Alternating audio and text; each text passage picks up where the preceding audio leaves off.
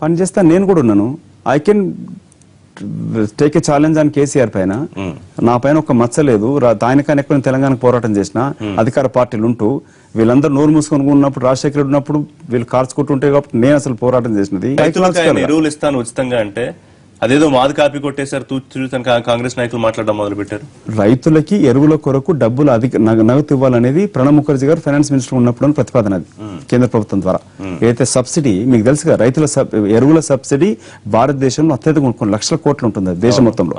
దాన్ని తెలియట్లే. ఎట్లయితే మనం గ్యాస్ సబ్సిడీ తీసేసి నగదు డిపాజిట్ చేస్తున్నామో అట్లాగే ఎరువులను కూడా ఎరువులకు ఇచ్చే సబ్సిడీని రైతులకు తెలియట్లే.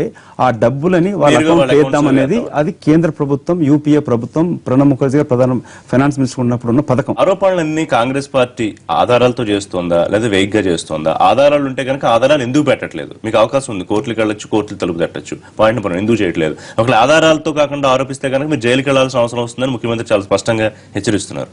ముఖ్యమంత్రి లా చదువుకోలే, నేను లాయర్ని.